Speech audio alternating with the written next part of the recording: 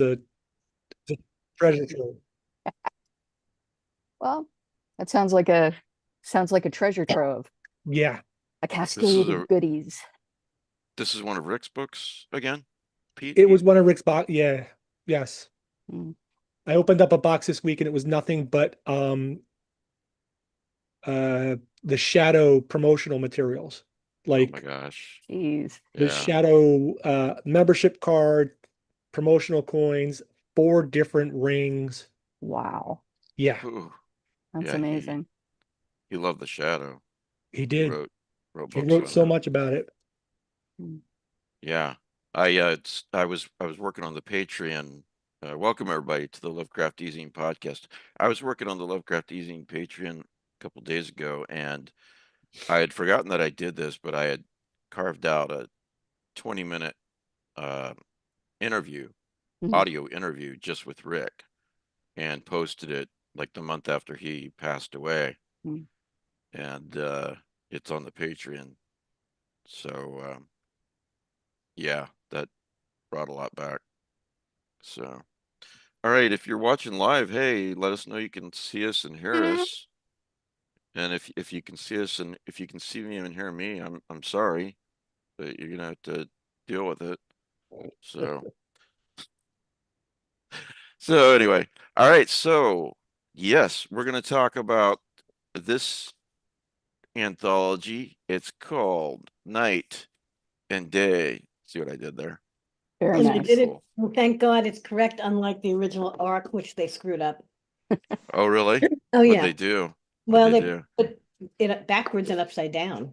Yeah, it was kind Oh, of really? amazing. I have a copy of it, yeah. And thank God we caught it before it went out to any booksellers or anything, and they had to withdraw them. Yeah. Okay, so And- you didn't want it to go like this, right? You No, the wanted it to go. interior, it was the interior. The that was interior. all up. Oh, Yeah. It was like night, and then the day part was all backwards and kind of inside out. oh wow. It was weird, let's put it this way, and upside down. Yeah. Yeah. Yeah, but A bit of a it did challenge. work, thank God. And of course, I'm afraid to look at the finished book, but it's like it seems to be okay. You know? Well, I have an advanced proof, and it looks pretty damn good. Oh, okay, So, that must have been that was the redo.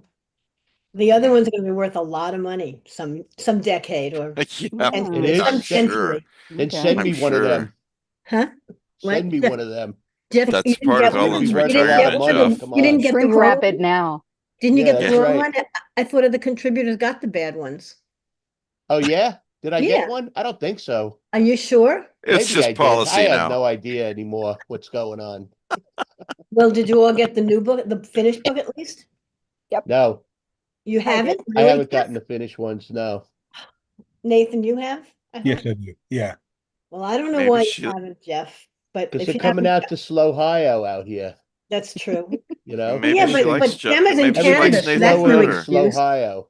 Well, if you don't Jeff, get I it hate to early, just let say me it. know. I hate to say it, but do you think maybe she likes Nathan better, or it could be? It doesn't come from me, it comes from the warehouse, I'm sure. I know, I The know. Warehouse likes it proverbial better. warehouse. Well, welcome everyone watching and listening now and later.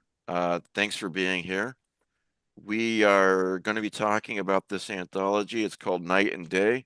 It comes out 2 days Tuesday. from now. If you are watching live, yeah, it comes out on Tuesday, September the 2nd, 2025. If you're watching this in August of 2028, it's already out. You can grab it. So, and I have Ellen Datlow with me. I have Nathan Ballingrud. I have Gemma Files, and I have Jeffrey Ford. How are you guys? And of course, Good. some of my regular panel. So, guys, why don't we do just really quick introductions, the panelists, I mean, and start with Matt because he usually has a prize to give away. I do. You could win a copy of the first omnibus of Miskatonic High, a comic book that's been running a few years now. It's a hardcover. It's very nice.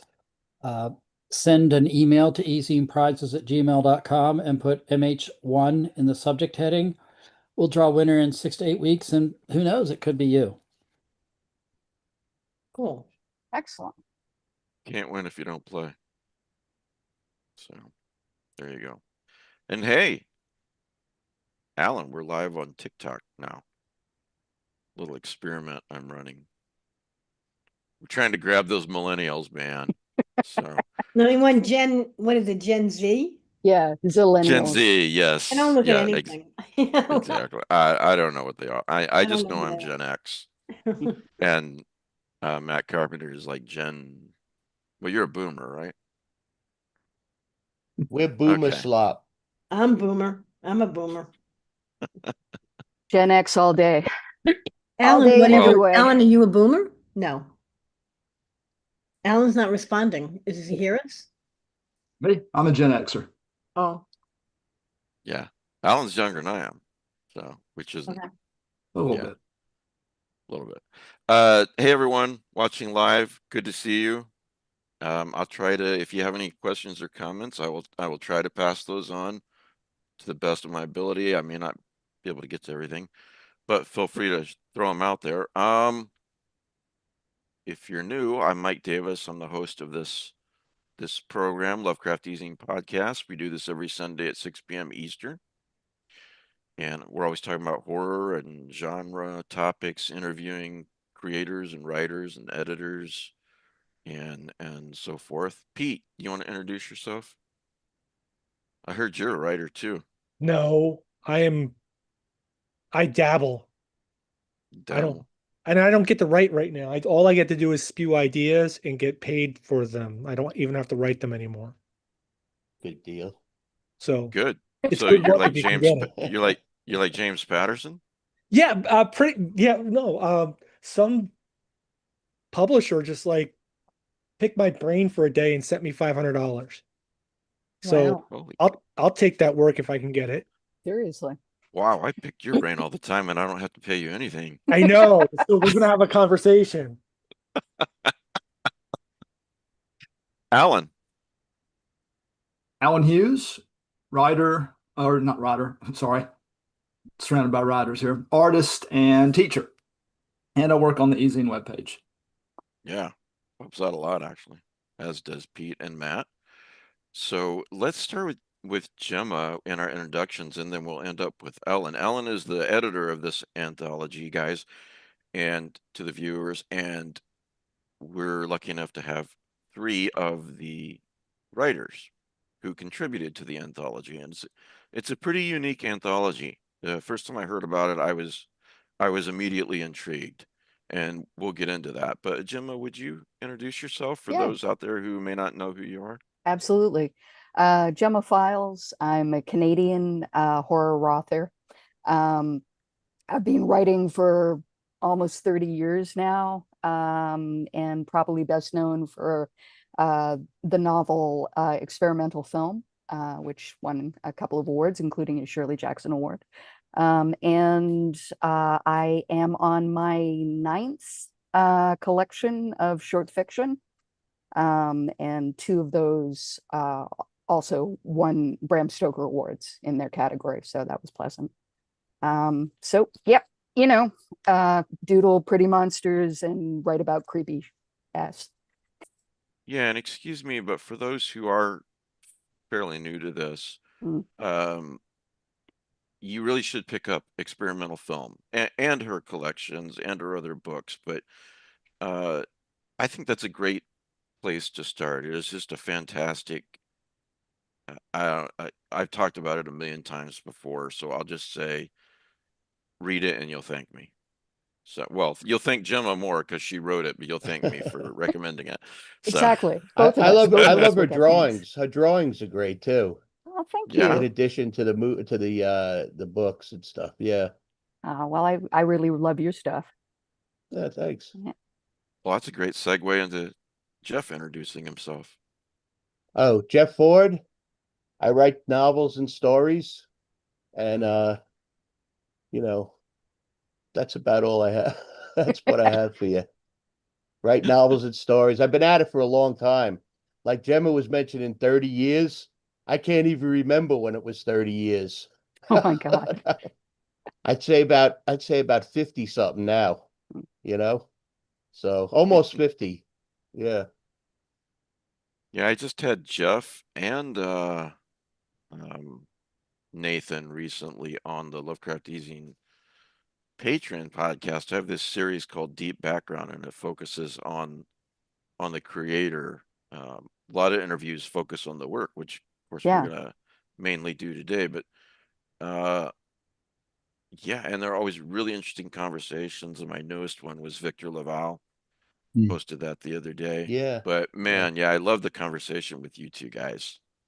I had fun. Were you on at the same time or separately? No, separately. Separately. Yeah, Yeah. I've got a whole series.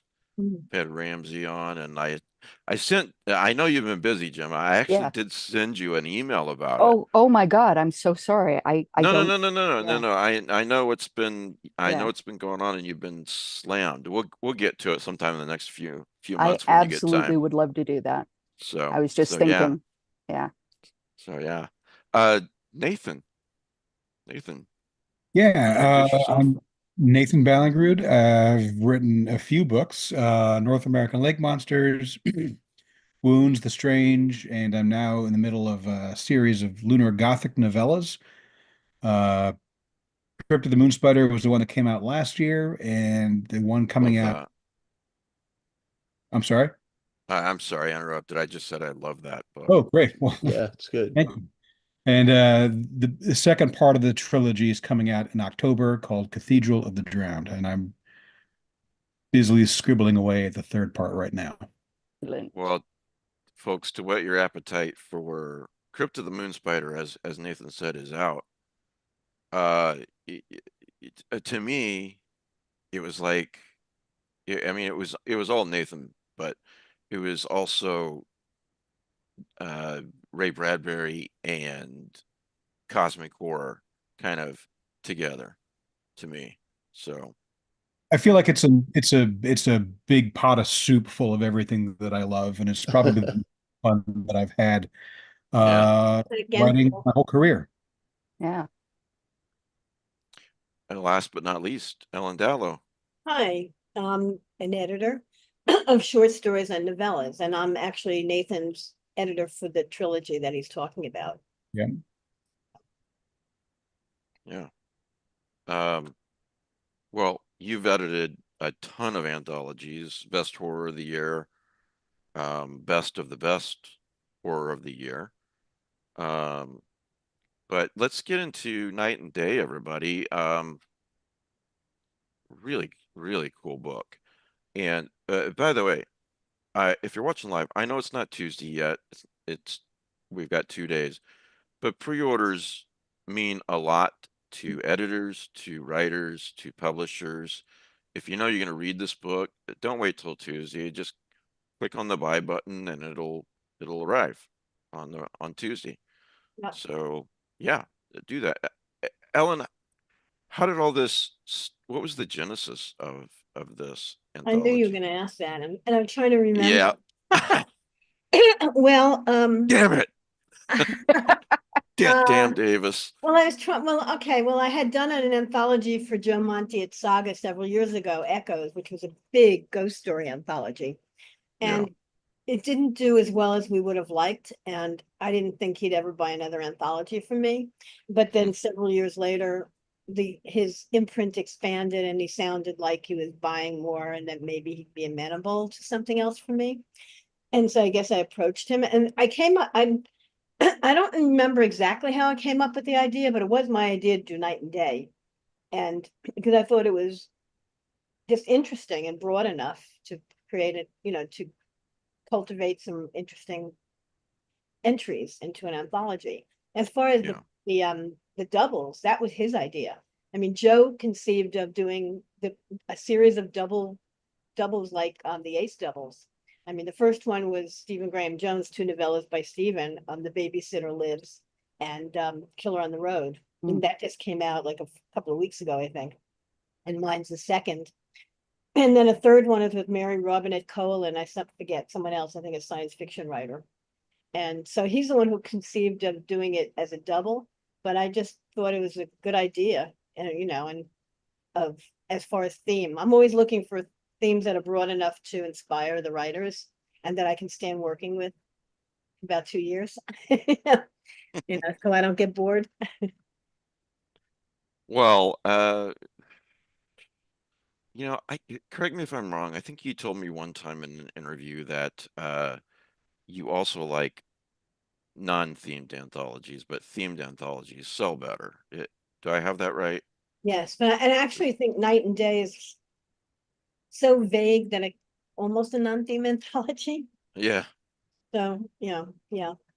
Yes, I mean, best of both theme worlds, really, anthologies with are actually that. harder to, I think, to put together. Like, I need to juggle more when I'm doing a non-theme anthology. You have no idea. I mean, with a theme anthology, you have no idea what you're getting, but you know at least it's going to be thematic in some way.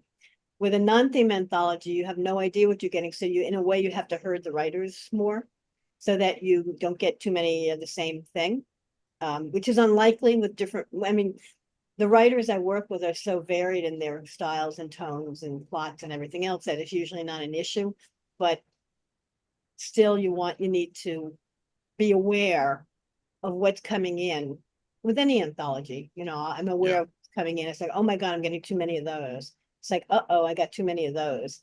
And I think it's Yeah. harder with the non-theme anthology to do that in a way. You Even though know, it's in the it opposite. is funny that you say that this is almost a non-themed anthology, because to me it's themed. The night and the day. Yeah, I guess, do you remember the point where you thought, what an interesting juxtaposition of an anthology this would be, horror stories set in the day because it's in the day, and the reverse in the night. Well, yeah, I mean, when I thought of the idea, it was, it jumped out at me. I mean, I Yeah. can't believe no one, as far as I know, no one's ever done an anthology with those themes, although I may be mistaken. But it's Yeah. just been so obvious to me. However, I don't know if you've read the whole anthology. I'm not going to put you on the spot. I do think looking at all the stories, some of the stories don't have to be during the time of day or night that they are taking place. And Right. that might be on me for not hammering at the writers and saying it has to be there it has to be that time for a reason. But it's like, you let it go. I I don't know. remember particular. I don't know if anyone here has read the whole thing, so I have no idea what your perception is of it. Well, Anyway, I've read about half of it. It's very, very, have you very gone good. back and forth, or have you read one side or the other? No, I went back and forth Okay. because I'm doing this interview, um, and I felt like I needed to do that. But again, one story which I won't say who or what, but it's set during the day, and the monster is vanquished because the night comes, which is a real flip on the Mm. traditional monster that can't survive in the sunlight. Right. Well, that's know. kind of what I was looking for. Mm. Yeah. That kind of a twist or turnaround. I just realized though, I have no idea how people are going to read it. I don't know if people are going to decide, well, I want to read night first or day first. I mean, this is to me a whole mystery since I've never done anything like this. And I'm curious to get the feedback from readers, I think, and reviewers too, to figure out, well, what do you think of this idea? How Yeah. did you approach reading the book? Well, a couple of things come to my mind is a person's personality. They might gravitate towards one or the other, the day or Mm. the night. And then the other thing is, they may gravitate towards, oh, I really like this writer, so I'm going to read their story Right. first, you know, as opposed to a lot of anthologies, and I know we've discussed this in years past too. Um, we want Joe Pulver and I talked about this a lot. He gets so peeved when he'd do an anthology and someone would tell him, yeah, I skipped around, because he spent so much freaking time getting those stories in just the right order. It was an art form to him, Well, know. I'm shocked when a reviewer actually analyzes my choices of order because I've mentioned this many, many times. I have certain ideas of what should be the first and the last story, maybe in the middle, but the rest of it's almost like 52 card pickup. You know, Yeah. I mean, it's like, you know, oh, that one feels like, but it's like, I don't analyze it as much as some reviewers do. And of course, as I always say, is that I cannot make people read in the order that I put the stories. You can't. Right. They're gonna read Yeah. it in the way they want, and that's fine. Well, when he would get off on a we would video chat all the time. When he would get off on a tangent with me for the 10th time about it, I'd be like, look, Joe, I know what you do. You put all the stories in a hat, you shake it up, and then that's the order. So don't give me this, you know. So, but I am curious about something, because I haven't seen the Kindle edition, even though you sent me a digital as well. I haven't seen how the Kindle edition works. I I have no wonder if idea. yeah, I wonder if it's going to start with the night or the day. You know, No, is it even up at this point? I have no idea. I don't think it's going to get up till Tuesday I mean, now. I have actually asked, I need an electronic version, final versions that I want for like review copies. I want to get a PDF and an EPUB file if I can from my publisher. But you know, no one's in town. No one was in town last week, and then no one will be in town till Tuesday. So I can't Yeah. really. It just occurred to me that I need those. So I don't know. With the EPUB, I guess we'll find out. Yeah. Well, I mean, with the print, you know, you start with, oh, okay, I'm on the day, and it's just, or I'm on the night, and it's just easy to, okay, I'm done with this story. I'm going to keep reading. And then when you get to the last story, then the print is upside down, you know, so it's almost two separate books. But in a Kindle version, I mean, it's all academic, I guess, but I was just curious about it. Well, we In went Kindle to- versions, I think it's always important to put something, and you know this far better than I do, but something that really represents the anthology first, because you got all these people who get I'm going to read the sample of the Kindle version, and then I'm going to decide, you know, that Mm. kind of thing. So right. that's why I was curious. Well, I just realized, I mean, I can't believe this is so, but I know that I knew that I wanted Clay's story first and for night. It just kind of opened in a certain way. But I don't remember figuring out which story should be first in the day, and I must have. You know, like I had to look, it's like, oh, I had that one. Why did I pick that one? And I don't remember. It's horrible. You know, because I mean, while editing it, of course, I had these two I had all the stories. I didn't have them in separate files until they started putting them in arcs separate files, kind of. So I don't know. So some of the whole putting it together is a mystery to me. You know? Yeah. One of the things I thought about this was when you offered the night of the day, I thought to myself, well, day's more of a challenge. I'm going to go with that. But then I started thinking about it. And the fact that a horror story is usually set at night, you really got to up your game to make it kind of more interesting. So I think I got off easy by picking the day in the long run, you Yeah. know? Well, as it started out that anyone could do whichever they wanted, and then at a certain point, I had to start saying, "I need more of these. I have too many of those." You know, yeah, I can't do that. Yeah. Yeah. Yeah, that's how I ended up with the night, and I'm perfectly happy actually. That's how you ended up with it. Ellen said, I need more night ones. Yes, yeah, yeah. Originally, I was like, "Oh yeah, I have some day ideas," and she's like, "No, I need night. I need night." No, now I need night. It's like, oh no, I have too many day ideas. Because yeah, I think people took it as a challenge. Yeah. And Yeah. some people were trying to do day. And then Mm. suddenly I realized, oh my God, wait, no more. You know? Nathan, what about you?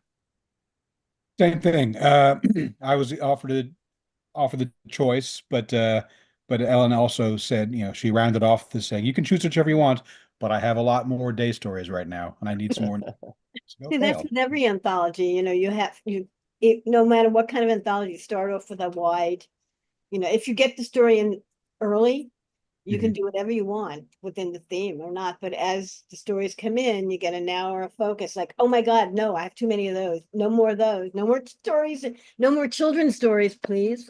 You know? I have never gotten a story in early in my life. I'll keep that in mind. Yeah. You know that very well. I'll remember that.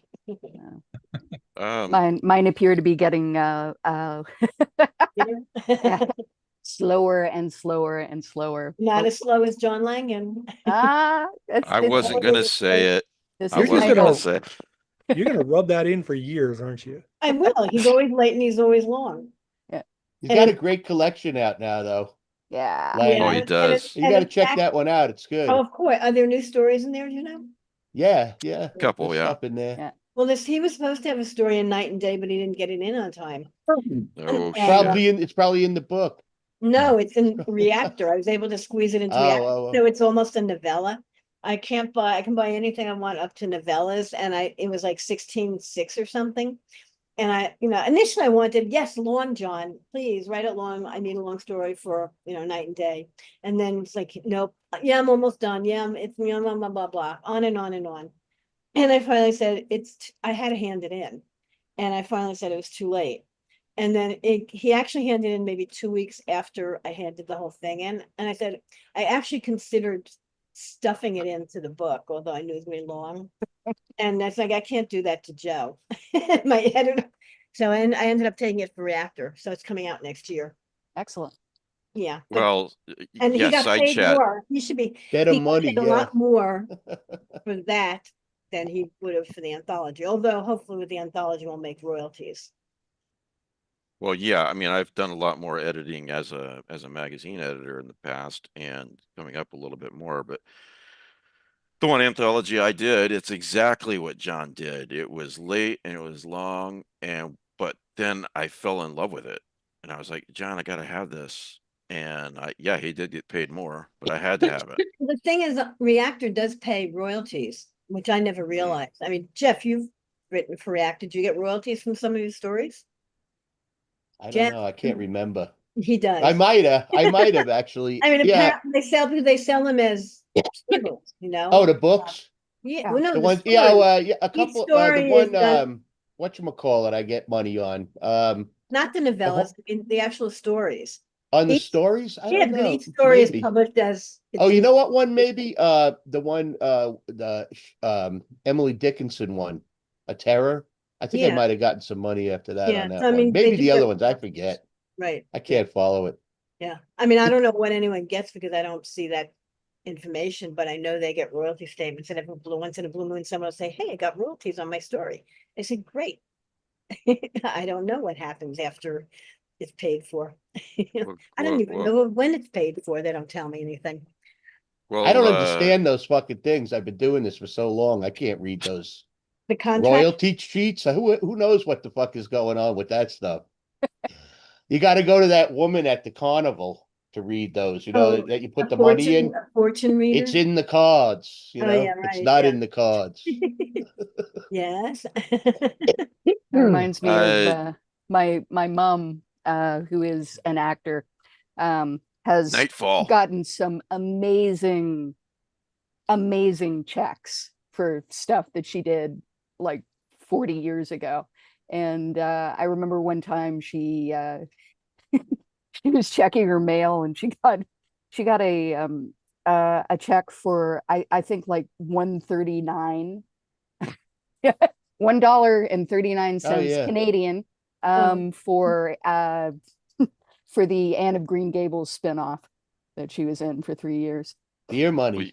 Yeah, it was Your just like, mom is in at least a couple of one of yeah, the one of my favorite audio dramas, horror audio dramas, Nightfall, Canadian horror. It is amazing, people. What's her You should name? check it out. her name's Elva Mae Hoover. Oh, okay. Yes. Yeah. And if you're going to check out her stuff on Nightfall, I would suggest Love and Lonely One. Yeah. Yeah, where she plays a Hatchet corpse from the 1920s. Nice. It's a high quality show Mm. with one of the scariest episodes. I can't remember the title right now that I've ever heard. But anyway, sidebar two real quick on John Langan. Yes, Jeff, you're right. Lost in the Dark is an excellent collection. We had John on the show a few weeks back, and also the artist, cover artist for the book. And yeah, that was if just speaking to the audience, if you haven't read that one yet either, you should read that one while you're waiting on Tuesday to get here. Mm-hmm. So, so I've got a message from Carol on the side chat, Ellen. She goes, will they read one half of it backwards in the audio version? They can try. Which now I'm I curious, hope not. that same question as the Kindle. How are they going to do it?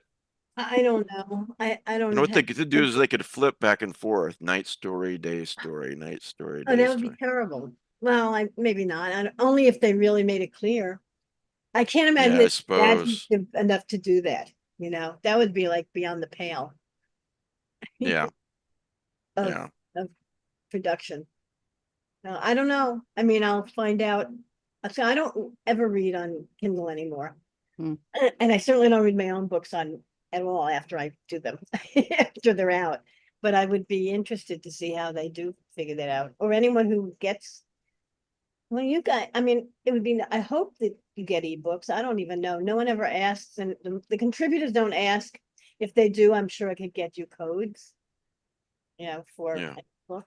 So let me know if anyone gets a Kindle or an ebook of it, and tell me how it's structured. Well, as my eyes get older, I love print books. If you could see my office, they're everywhere. Yeah. But I'm not an either or. I love my Kindle too because I love highlighting. Yeah. And I've got it set to where when I highlight a book, it automatically goes to my journal. So that's kind of neat. Wow. So anyway, it's not about me. There are 9 stories in the night section, and there are 9 stories in the day section. Someone asked, I'm sorry, it scrolled up. I don't know who asked, but did you work with any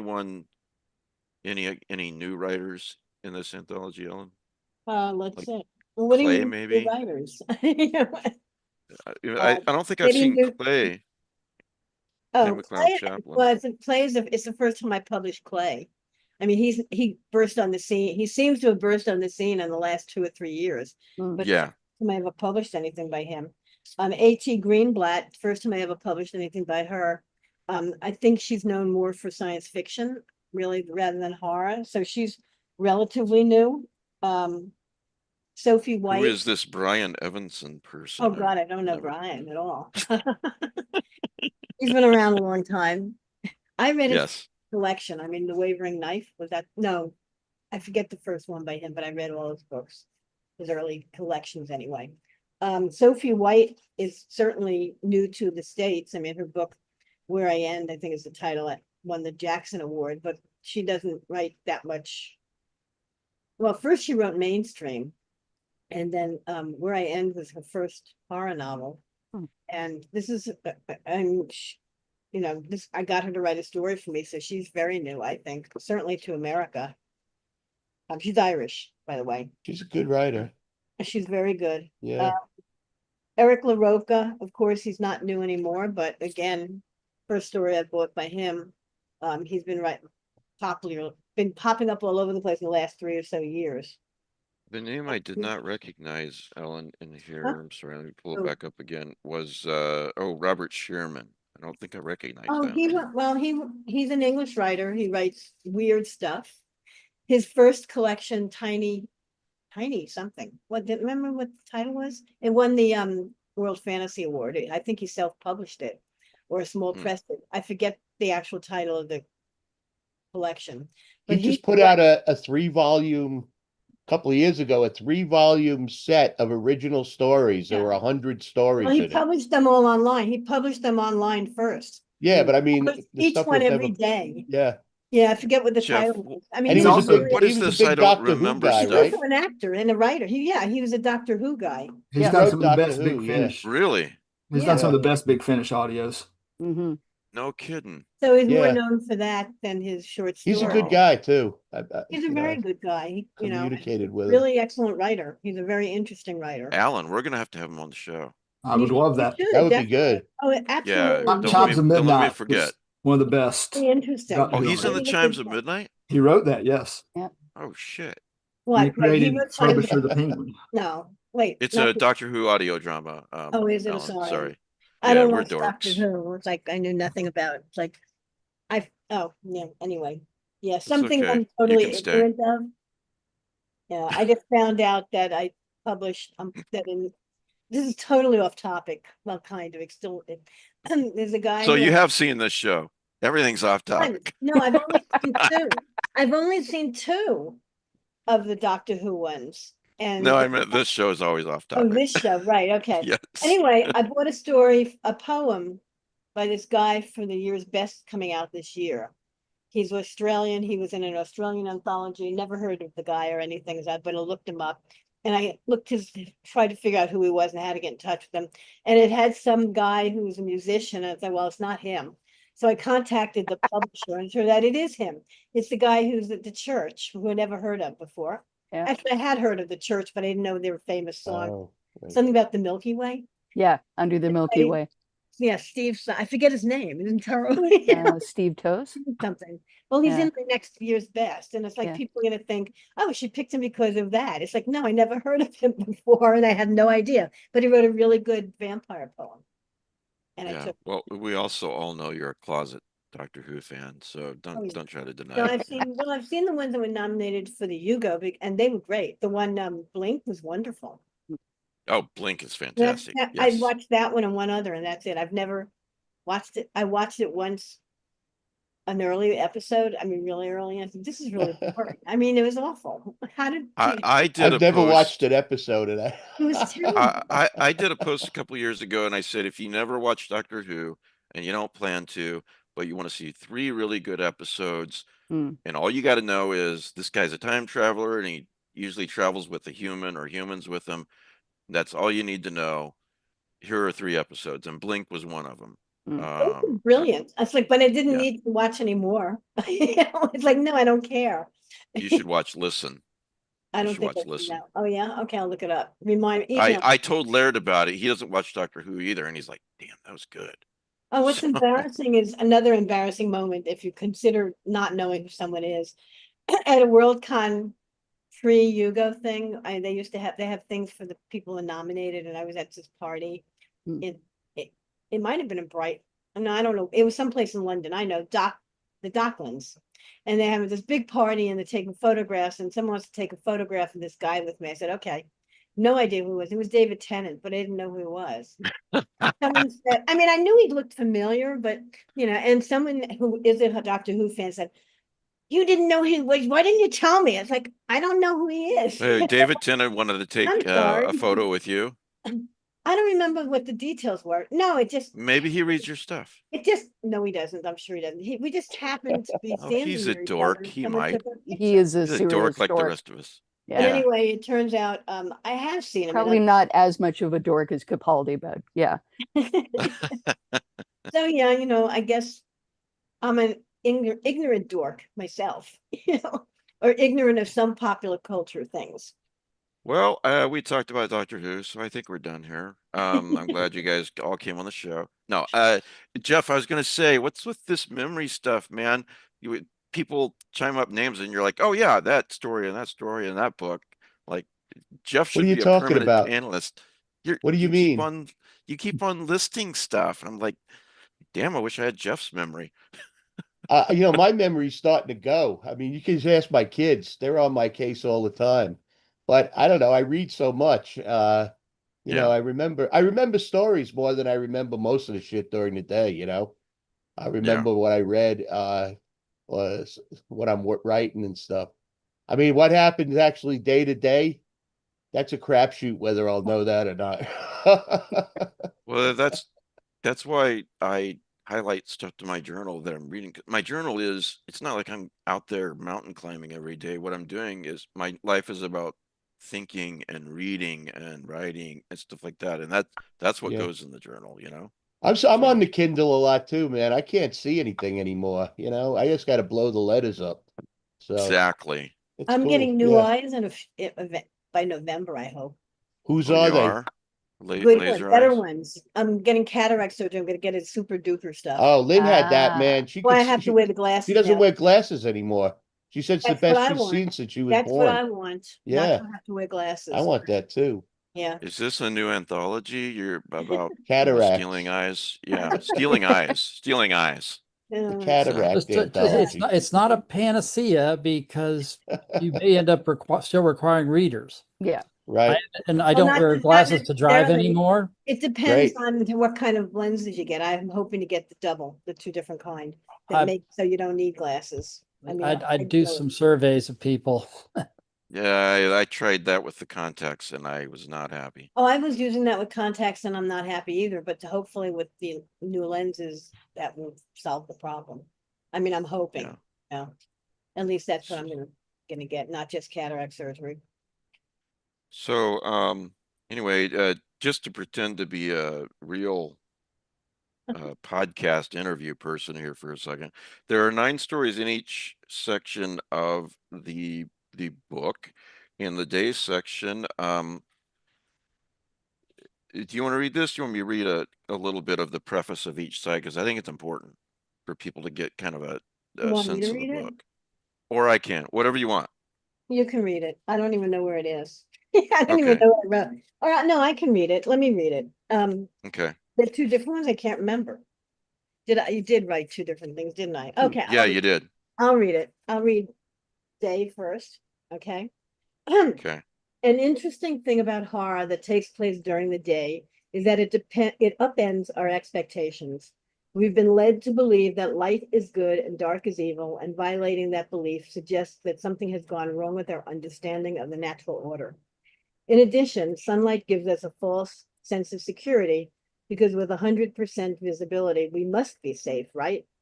Evil is banished in the light of the day, right? After all, vampires sleep during the day. We're fooled into thinking nothing can harm us if we can see it. The dissonance is starkly revealed when horror takes place in the light, and that light illuminates the ugliness and gore in shocking detail and clarity.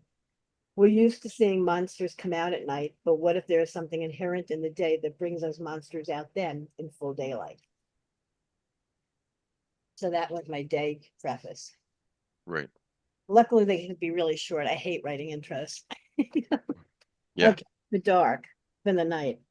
Traditionally, midnight is the witching hour, the time when some believe that there is the most supernatural activity and the veil between the living and dead is the thinnest.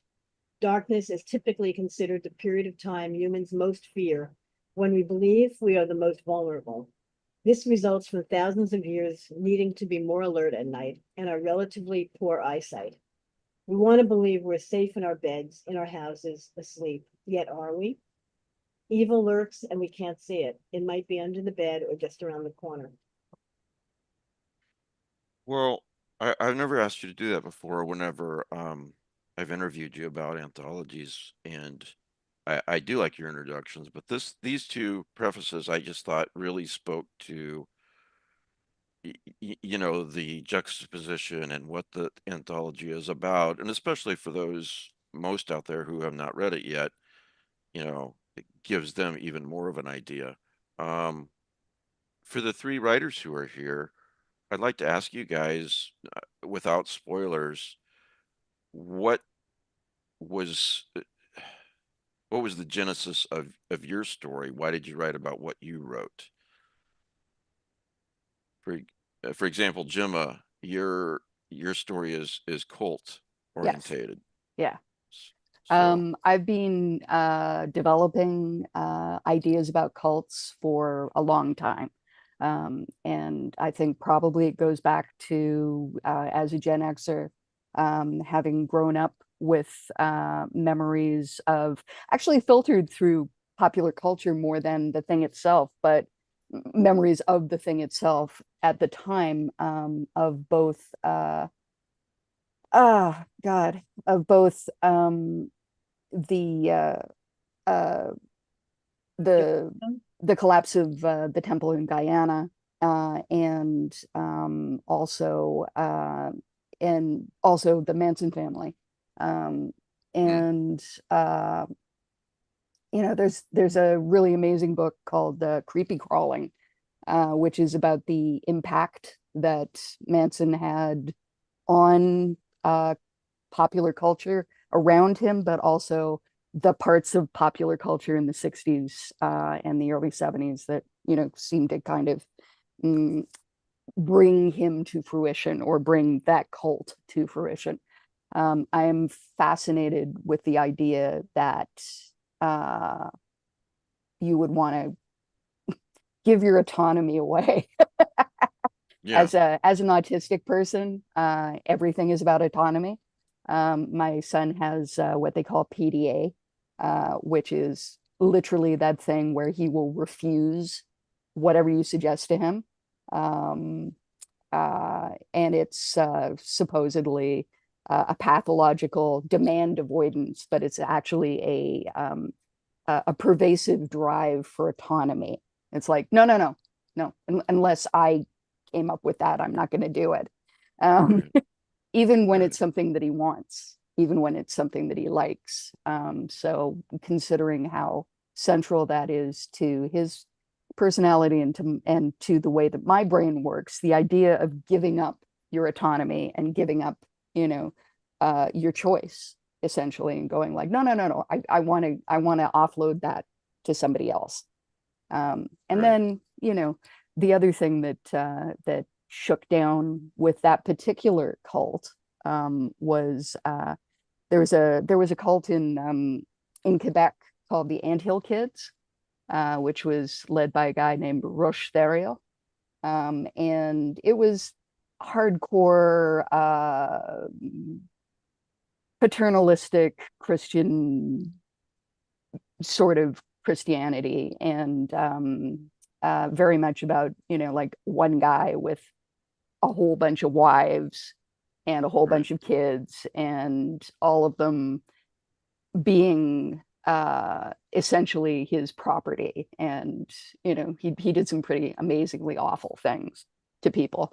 And all of that kind of came together. And I was like, all right, so that's where I'm going to start.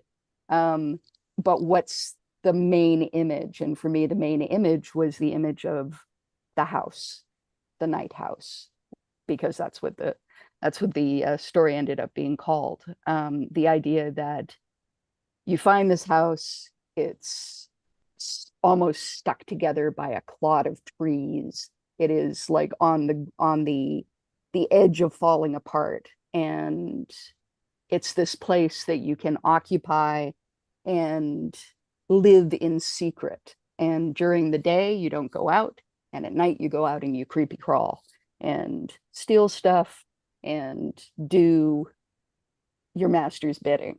And yeah, that's where it all began. The idea of living at night, the idea of, and then what if there's another element, which I'm not going to go Right. into. Yeah.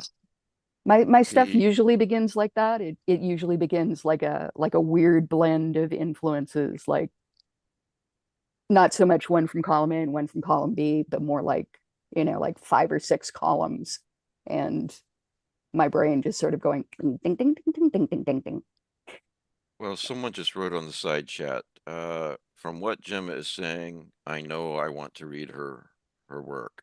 So Good. yeah, a couple of things. I was reading this, and here's a sentence. My childhood was different from yours, almost certainly, hopefully so. And talks about how these kids and these ladies, that not just the emotional, but the physical pain that they go through, Mhm.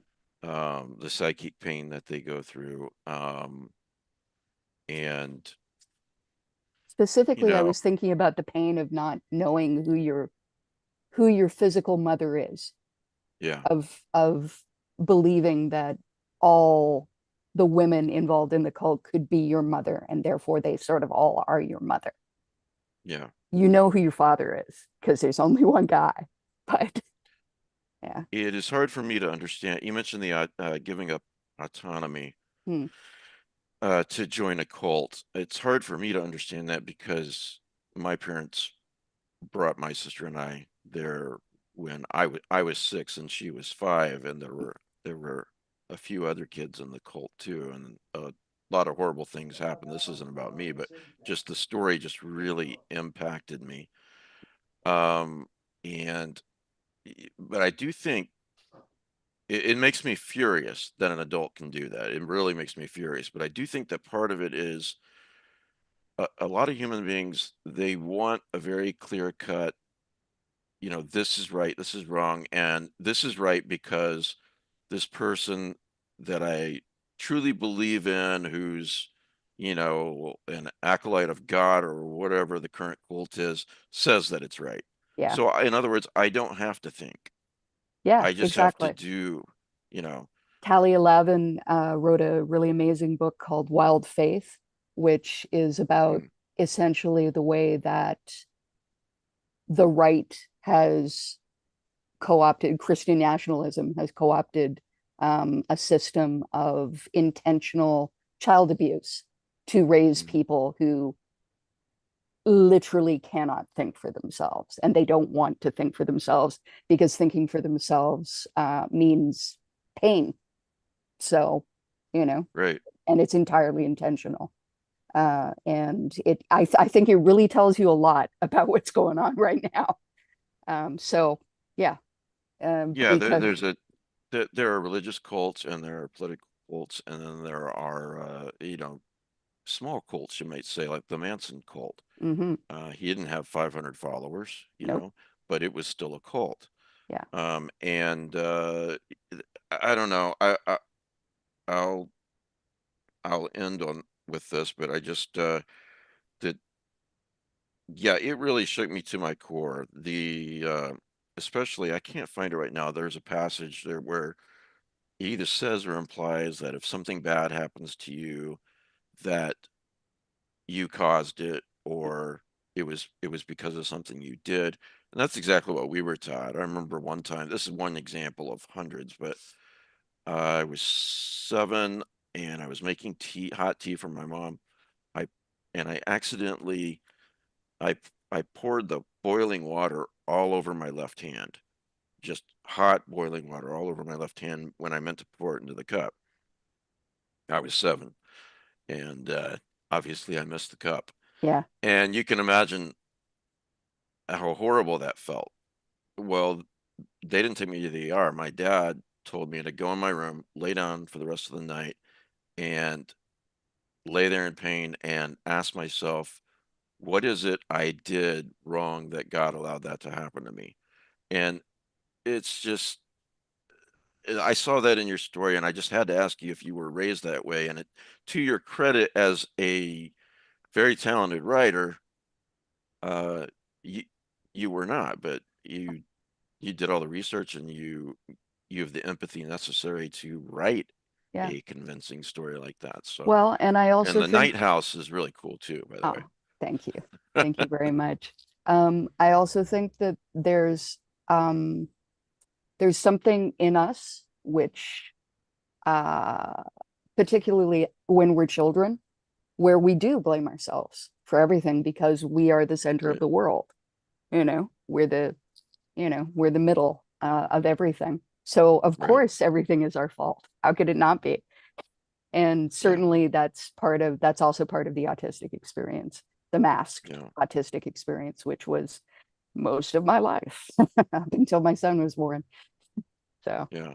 yeah, I can't even imagine how challenging that is, and especially um, as much as you obviously love your son, yeah, how challenging that is as well. yeah. So, and yet at the same time, you write uh, all of these incredible books. Oh, So, thank you. yes, for those of you watching, listening to Gemma, definitely read her story, and it's called The Night House in this anthology, and then check out the rest of her work.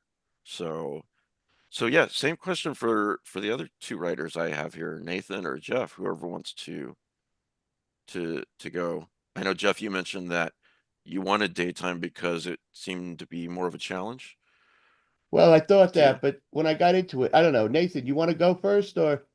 Oh, go right ahead. Okay. When I got into it, what I wanted was this. I wanted to write something with the maximum action and minimum explanation. That's what I was going for. I mean, I didn't really give a damn what happened. It had to take place during the day, that's for sure. But Yeah, I mean, I mean, shit just happens in that story. You know what I mean? And Yeah. there's no explanation because the people they can't tell what happened, what it is. It's No, you but know, it's so it's a much the real better for the monster. no It's explanation. It's so much the better for the yeah, the for no not knowing. explanation is good. I mean, so that was basically my impetus to write that story. I wanted to do that. And I've thought about it for a long time. And then when Ellen came up with this, I mean, I just thought, oh yeah, I've been wanting to try that. So I gave it a Yeah. try in this, and it's good because in you know, in a creature feature or a horror story, right? Less explanation to me seems a lot of times much better than Yeah. because you know if something really that alien appears in your life, you know, you're not going to have an explanation for it. You don't have to explain that. There doesn't have to be any info dump. It's just there, and now you got to deal with it. And that sets up a nice dynamic in a story, you know. So Yeah. that was my basic idea. Um, yeah, I got into the characters. I just followed them, and I just followed the characters, and I wrote down what they did. You know, and I see them in my mind's eye. I just write down what they do, and you get a story that way. Well, one of the characters says to the other, he flips out a couple of possible explanations. Alien, another dimension, and I knew what you're doing. I thought it doesn't matter. Yeah, It doesn't matter at all. Yeah. You know, it's just unexplainable. A friend of mine, Scott Thomas, writer, um, author of the Amazing Sea of writer. Ash, and Yeah. yeah, great writers. Sea of Ash, bunch of collections. Um, his mantra is explain nothing. So yeah. yeah, I wouldn't go that far. In general. right. It's a hard row to hoe, let's put it that way. I do think that daylight horror works really well with less explanation, and I think a way to think about it is you know, the primary daylight horror is probably the Texas Chainsaw Massacre, Yeah, where it's just like, where the fuck did that come from? You know, Yeah. it's like afterwards you look at it and you go, oh, capitalism and meat and you know the weirdness of Americana and you know the something by the side of the road, you know, going past it and going, well, you know, hope there's not a guy with a, you know, with a human skin mask in there, you know, but essentially it's like suddenly this thing rearing out at you Yeah. in full And, daylight. and that is my hope as well. That there is not that guy. By the way, for the one of the complaints I get is that faux complaints is that we recommend a lot of books. So I keep trying to do that. Here is the Scott Thomas I'm talking about. This is one of my favorite collections of his. It's called Over the Darkening Fields. You've read it, Oh yeah. Gemma? Yeah, it's Yeah. fantastic, isn't it? But there are two Scott Thomases. So I'm going to interview the other one in a few weeks. I can't remember. But, and they're both good writers. Just make sure which one you're getting. Related when to you- Jeffrey Thomas. Yes, exactly. Yeah. They're brothers. No, but So- which one? I mean, Scott. I thought you said That Scott, This- the Darkening This Fields Scott Scott, is related to he's Jeffrey He's Thomas. related to Okay, Jeffrey okay. Thomas. And this Scott right here that I'm going to be interviewing. Oh, damn it. Let me grab this book. Midwestern Gothic, Ellen. Yeah. This is the other Scott Thomas. Okay. So, Oh, I always thought they were the same. Yeah, huh? What'd you say, Nathan? I always thought they were the same guy. Nope. So, Different. I always thought they were the same guy. you got like a computer lag drawl, like from you down south or something, but it's just because of the computer. Well, that's just the way I heard it. It that's started the way to I lag. heard it too. Yeah. Yeah. Well, Nathan, what about your story?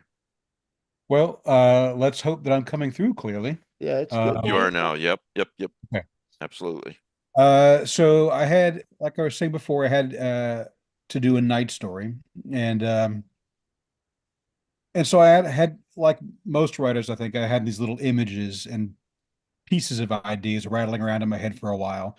And I always had the idea of, when I'm driving around at night and I pass a, a parked car or a police car pulled to the side with the lights going, this little, station of light in this expanse of darkness. I've always Right. found that a very striking image.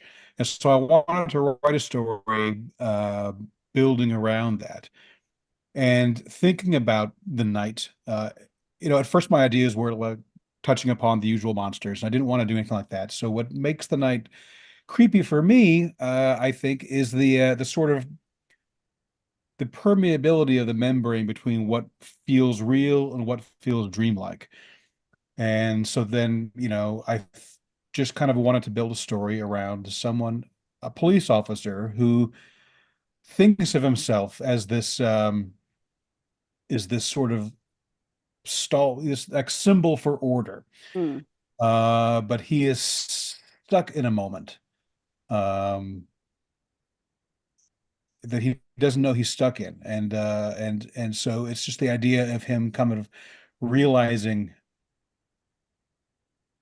well, I got to be careful how I say it so I don't give the story away. But I wanted to play with the idea of a night that doesn't really end. Mm. Yeah. And being caught in either a moment or a dream that has taken over your sense of reality.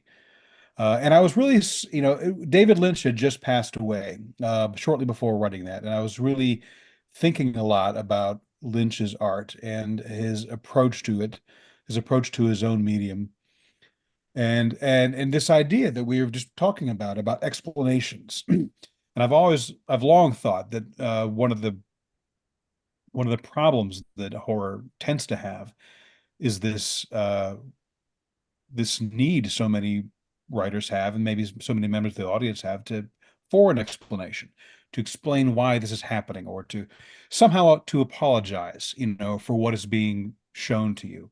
Mm. Mm. It's like, oh, well, there's a reason for it, and it all makes sense. Trust me.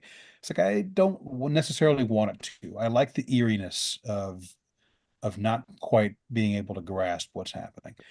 Agree. That's what's Well, you talk about Lynch, Lost Highway is like that Yeah. yeah. for sure. Yeah. I'm sorry to interrupt. Go ahead. No. You're exactly right. And that was one of the ones I was thinking about in particular.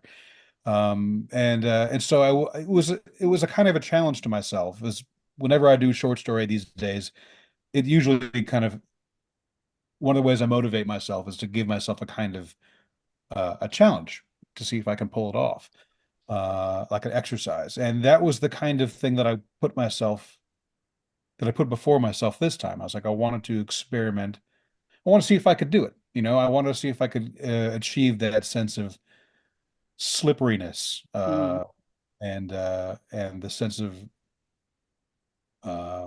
being unanchored in the night. Well, I got to tell you, Nathan, that's one of the creepiest stories I've read in a while. Oh, that's nice to hear. Really is. And there's this moment, again, I have to be careful what I say, spoilers, but when he comes across this man and then what happens next, and I'm seeing this in my mind going, oh, geez, what would you do? Your mind would just sheer terror, which is what happens with the character. There's no explanation for that. That makes sense. And yeah, it is a very eerie, very creepy story. And I'm 100% agree with you that sometimes things are over explained. And of course, Ellen's right that you can't take it all the way every single horror story. Some do need explanations, but some don't, you know? And I kind of prefer the eeriness of not knowing if it's done right, the ambiguity. Mm. Paul Tremblay is real good at that, for example. Yeah, and Yeah. it's a balancing act. And in this story, I tried to put down enough markers that you could get a sense of what was happening and why it was happening the way it was. But I didn't want to, make it obvious. And if it wasn't clear, I wanted to make it such that if that wasn't clear, if it did not come across, if those little clues didn't all come across, that it would be okay, that it wouldn't harm the story, that it would still work in its, its primary engine, which is the strangeness, would still work. That Yeah. Lynchian sense of an emotion being so intense that it becomes transformative. Yeah. That you literally become a different person within the context of, of the story that you're telling yourself about yourself, which is most specific in Lost Highway, but it's really in everything he does. I love that. I love it. Yes. Beautiful. Yeah. Again, I'll say for the audience, read these stories and then check out the rest of these writers' work. Not only those who could make it today, but obviously the rest in the anthology. Jeff, real quick, I guess a little sidebar, but we talked about Crypt of the Moon Spider, talked about experimental film and briefly, and Gemma's other collections and so forth. But talk a little bit about your work real briefly. The Shadow Year, for example, to me is, I've told you this before, is right up there with it's the same kind of story as Dan Simmons' Summer of Night and Stephen King's It, in my view anyway. And Boy's Life, by the way, Yeah. by Robert McCammon. Wow. So It's a story about, basically, it's a story about where I grew up. I mean, I wasn't really thinking about it as a genre, some kind of subgenre. I was just yeah, telling a story, and I have this way I write where I just see the characters and I follow them, and it developed into this whole thing. But I was bringing in stuff from my brother, from my my siblings and stuff in the town, things that happened in the town. And there's murders in it, which actually happened in our town. There's a missing kid, uh, that kind of stuff. And these kids have a thing in the basement. They built a little, his older brother built this little town in the basement on the train board where they had a train. He got rid of the train and he built a facsimile of their town. And then uh they have characters on there, and then one person's going around looking in people's windows at night, and people see him, and what happens is they place that character on the board, and then their younger sister, who's a little strange, starts moving that character around, and they think that that's where the person is, and they're always trying to corner that character. And then it's so creepy. when the parents are out one night, they look on the board and they see that the character's outside the house. You know, it's it's got a bunch of stuff like that in it, but a lot of it has to do with where I grew up and growing up.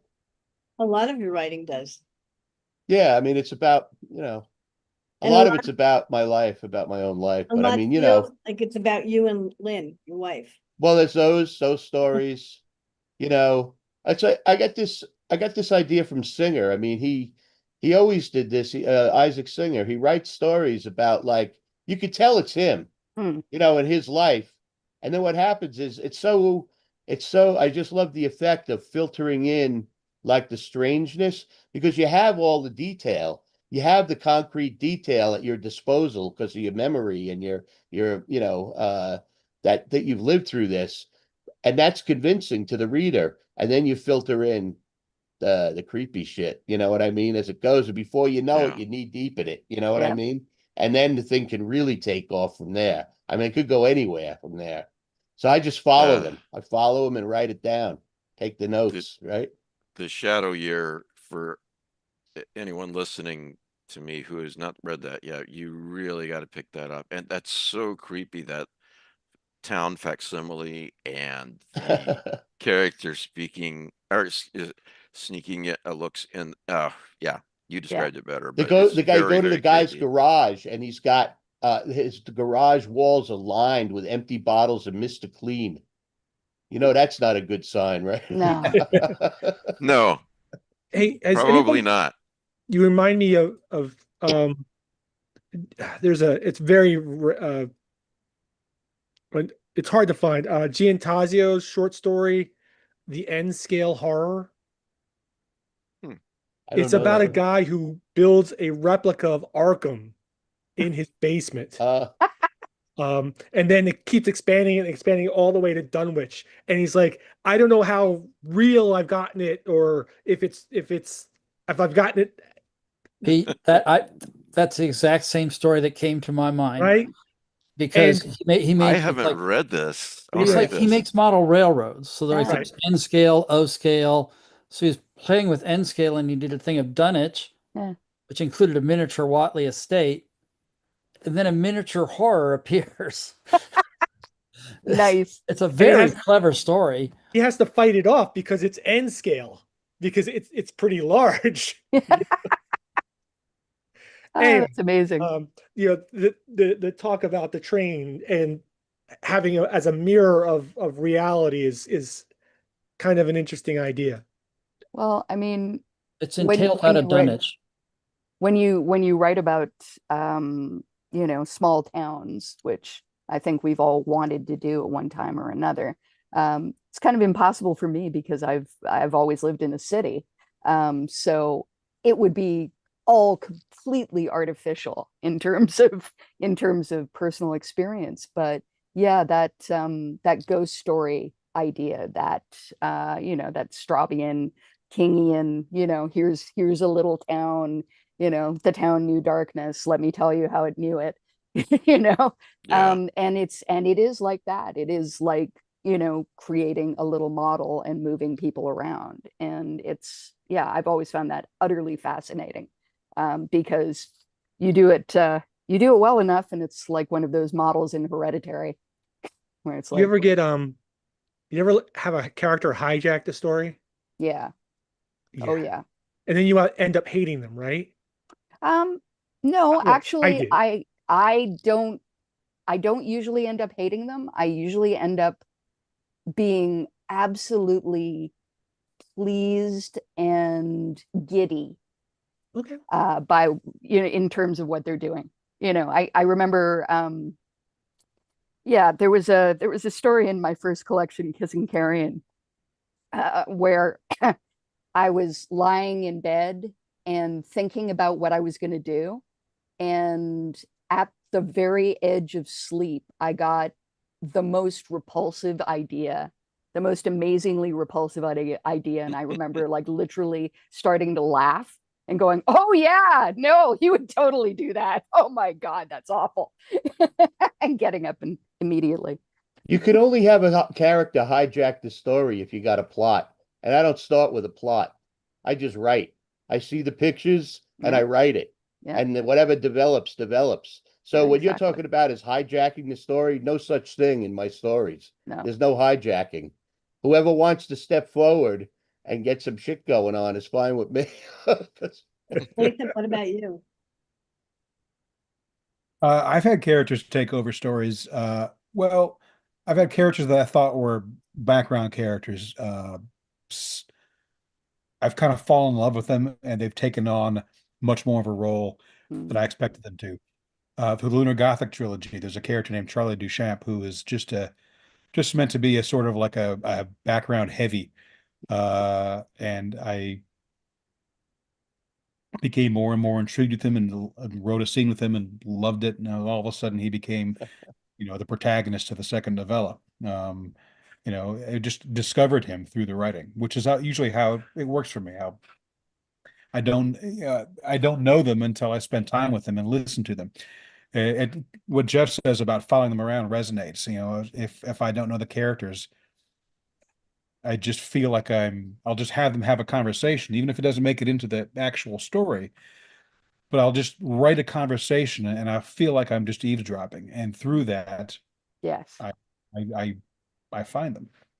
It's a good way to start too if you don't have anything going on, a conversation between two people. Because stuff Absolutely. just pops up in it. You'd be surprised, that you're Yeah. not planning or plotting or anything. Yeah. There's a certain amount of dreaming aloud that Yeah. And it's that's always inherent like, in anything. yeah, Yeah. it's when that happens, when you feel those gears mesh and that current all of a sudden hits you, it's like Yeah. it's Is exciting. that what Gemma was talking about, laughing out loud? When the stuff's going good, I get like a giddy feeling inside. I mean, Yeah. it may be a morose story, but I'm giddy inside because I could feel it's going on. It's happening again. I get Yep. that feeling every time with every story. Yeah. I get that giddy feeling. If not, I don't finish it. You know what I mean? I'll just leave it. Like Yeah. a Like painter or a it's the moment where it composer. comes to life. It's the moment Yeah. Yeah. where it gets galvanized, right? Like Frankenstein. Yeah. It comes to you Frankenstein's like, oh, monster. this is going to be cool. You know, it's going to Suddenly happen. the legs start to twitch. It's alive. Yeah. Hey, Jeff, Mike, I you gotta teach. go. Okay, good to see you, Oh, Pete. Thanks Nice for being seeing you, here. you Pete. guys. Take care. Jeff, you teach writing now and again, though, don't you? Or did you just do that one class? Chaz told me he was in a online class with you, Chaz. No, McNamee. I taught for years. I mean, I retired a couple of years ago, but I still This was do. like recent, yeah. I did Clarion last year, and I do this thing up in Maine, this Writers Hotel thing. So I Yeah. teach those kind of workshops, but I mean, I'm not going out every day anymore to the classroom. I loved it. I mean, it was great. I had a great time doing it. And I love teaching composition. Everybody's like puts that down in school, you know, teaching it. I love that class. That's me every day of the week, you know, you know what I mean? Yeah. Yeah. I I want to get could back to Ellen. commiserate. I want to get back to Ellen with a couple of questions. Real quick though, back to the small town thing. I'm going to assume, but maybe I'm wrong. Has everyone here read Boy's Life by Robert McCammon? Yeah. Not. That's I such a never got around brilliant to it. novel. I'm sorry? I never got around to it. I never did. Yeah. In Yeah, a lot of ways, McCammon is like my primary source for 1980s horror.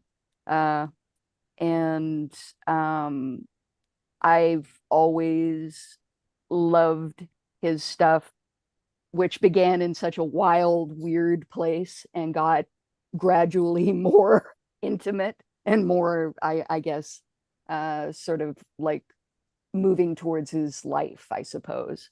Or and you know. that one seems to me a different than a lot of his other stuff. And the one of so much genius in that book, but one of the, I'm sure you'll agree, is that each chapter is almost its own short story throughout the Yeah. entire book. Yep. But it all works together as a whole. Yeah. It's an amazing, amazing book. And then the other one that I really hold up with the Shadow Year is Dan Simmons' Summer of Night. I've reread that several times. So Yeah. I really like a winter's Winter haunting. Haunting. Yeah, a Winter winter Haunting, haunting. Which is sort of him taking the fallout of Summer of Night and dealing with that. Yeah. But Decades later, yeah. decades and decades later, and it's a really interesting. I'm not usually a there are things that I'm not fond of, and one of them is an unreliable narrator, but that's a really good one. Yeah, it is. And it's because it's the unreliability of age. It's the unreliability of looking back at your life and going, I thought I knew this story, but maybe I lied. What is it, that line from the Mercy Seat? And I'm not afraid to die, but I'm afraid I told a lie. Yeah. Yeah. Ellen, what did you present to the writers that you invited to this anthology to tell them, hey, this is what I'm looking for. This is what I want. Probably I probably use my my intros actually come from my guidelines usually and my pitch to the publisher. So I kind of I think I used those two, those two ideas to them and said, this is what I'm looking for. I want a story that takes place during the night. I think I should have been a little more specific and probably should have said, I want stories that had to take place at night or have to take place in the day, and I did not do that. I probably have gotten more of a wide range of stories because I didn't do that, but in the way the theme kind of got away from me because I didn't specify, and I think that makes a difference. So I'm actually, with all my anthologies, I'm never sure how they came out until they start getting reviewed in a way. But I'm sure that's what I wrote. I mean, they can say what I wrote to them. I presume I wrote that. Please do a story. You know, you have your choice until they were late. Until you don't. Until you don't, and then it's like, please don't write another night story. I need a day, or don't write any. Well, I have all these day stories. Please write a story that takes place at night. So, you know, that's pretty much what I wrote. I mean, my intros come from my guidelines, basically, and that's kind of the preface. You know, I'm sure I talked a little about what the difference is between why night versus day can scare us. I mean, that's what I kind of pushed, but I don't think I was very detailed. I don't do well, it depends on who I'm pitching to. But when it's someone I've worked with, if it's a publisher I've worked with before, I don't have to like do a long, you know, detailed pitch. I might say, well, this is who I'm going to try to get. As for the writers, many of them have worked with me before, and they usually get the idea pretty quickly, or pretty easily. Yeah. One of the things I love about working with Ellen is that she allows a pretty wide latitude of interpretation. Like she comes with even when they're themed anthologies, she you know, I never feel like I'm being constrained. Yeah, she wants you to do your thing. Yeah, exactly. She's like Emerson. I will know you when you do your thing. You know what I mean? I'm large, I can tell you. No, no, sorry, that's Whitman. Well, yeah, I mean, if I can, basically, I just have to justify it to myself. If I can justify that story fits the theme and I can justify that to myself, then it doesn't matter what anyone else thinks. And that's happened with Year's Best also. Well, no one thinks that's horror. To me, that's horror, so I'm taking it. And I really like it. I mean, I really like it and I'm taking it. So if I feel I can justify it, if I love the story, I'll take it. Or sometimes squeeze it in.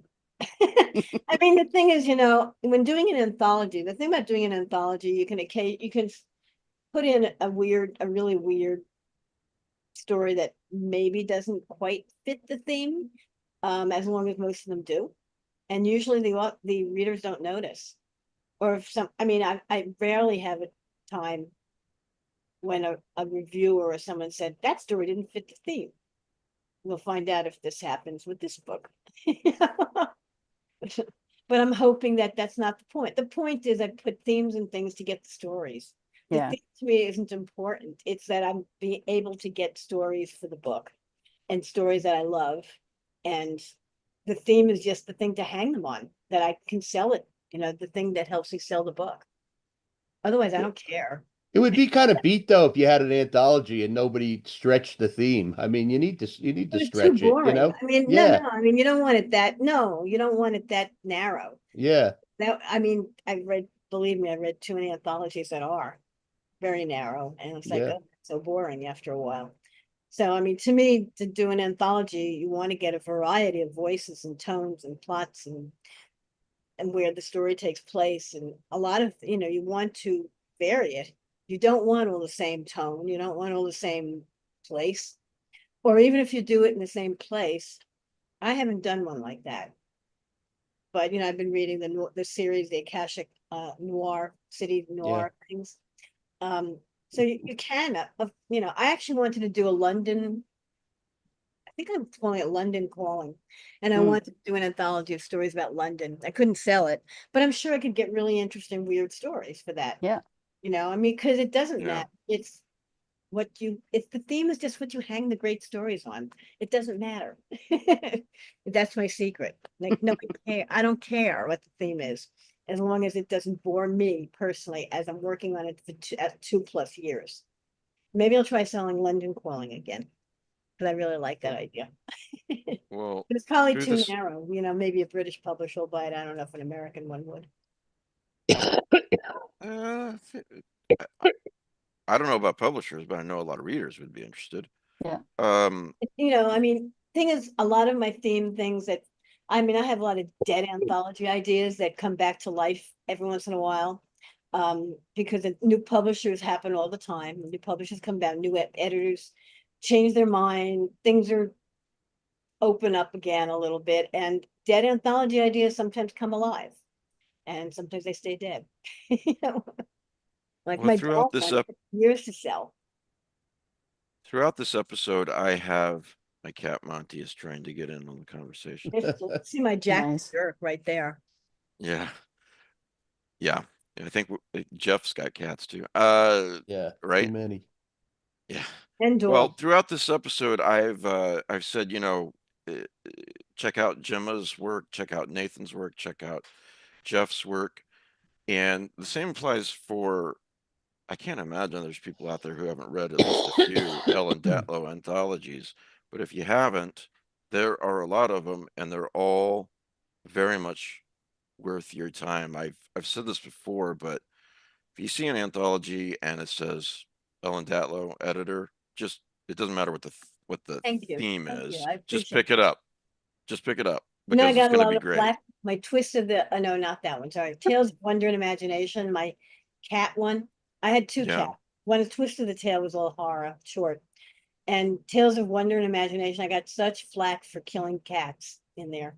I Dude. had to, I mean, it would be when the you know, when you did internet was early on relatively, so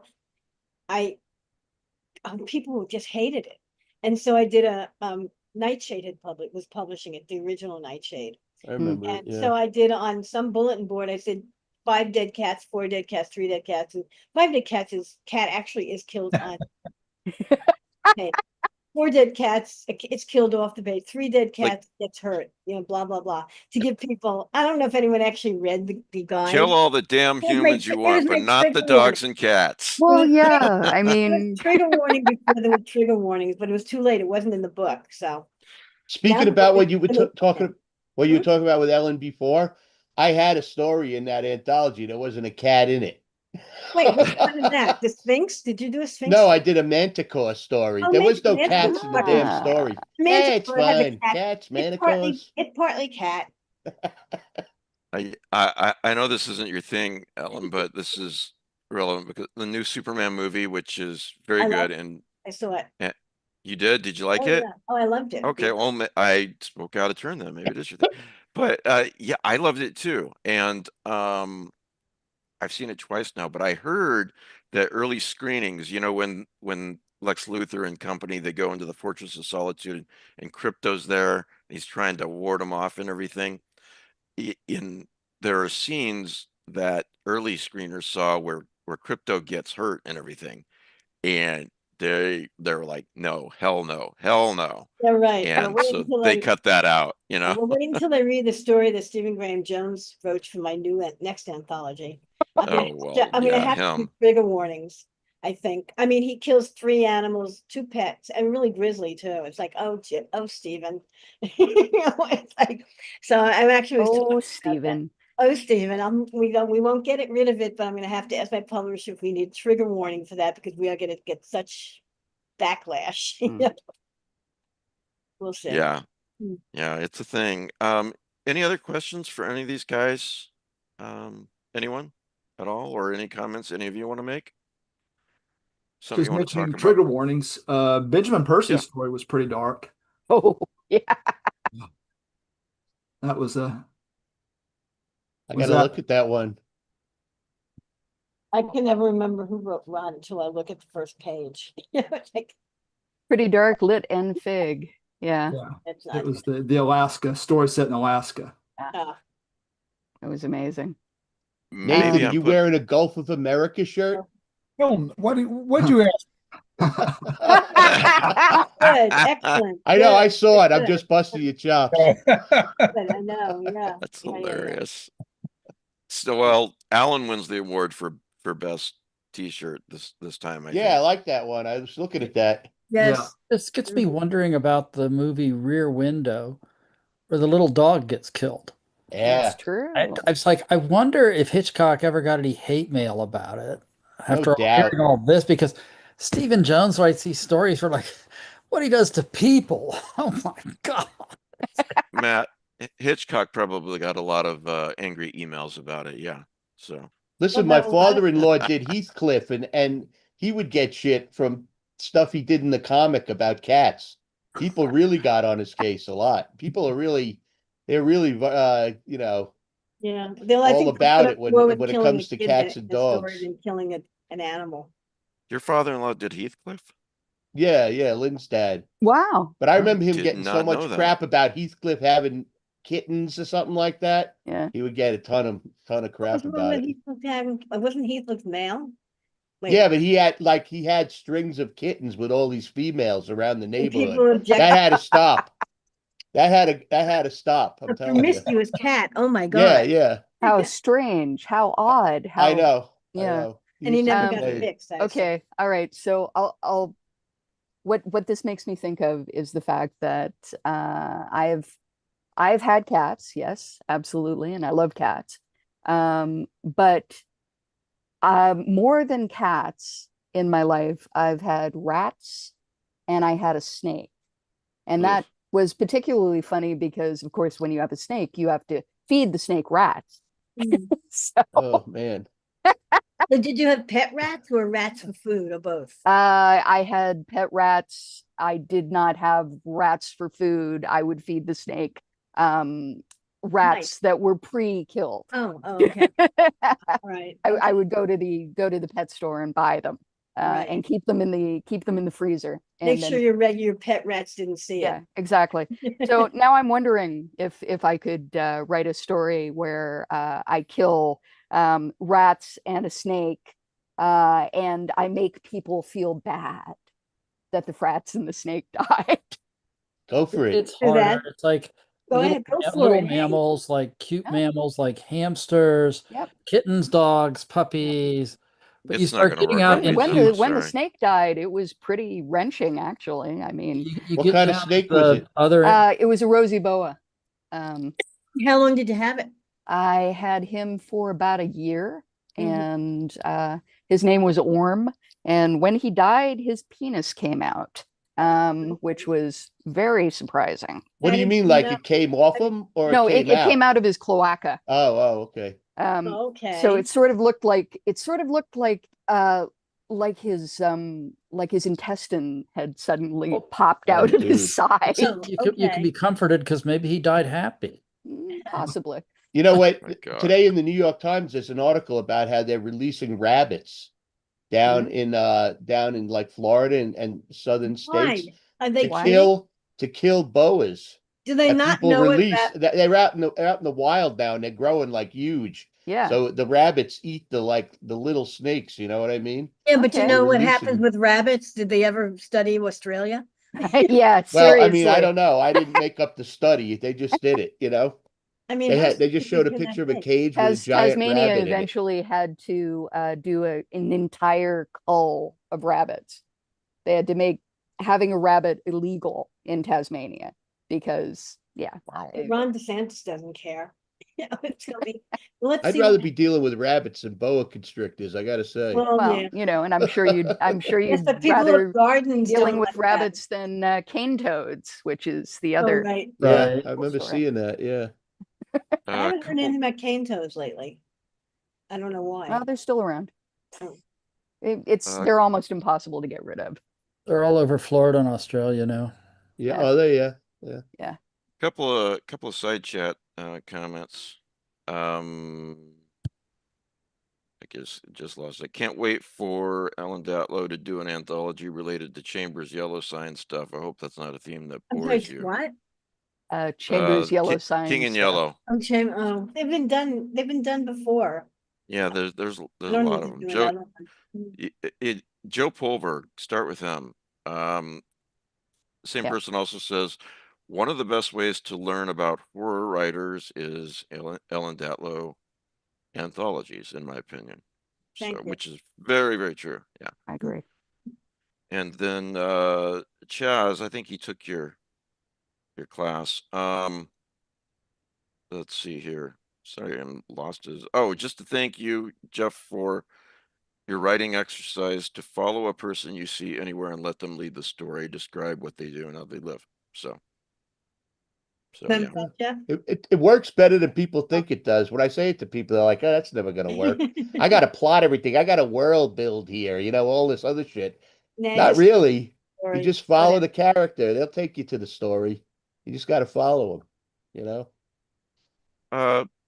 Maybe I'm putting people on the spot, but do you guys have a favorite Ellen Datlow anthology? Ooh. What makes you think they've read them? Like, no, seriously. I'm in like 3/4 of them.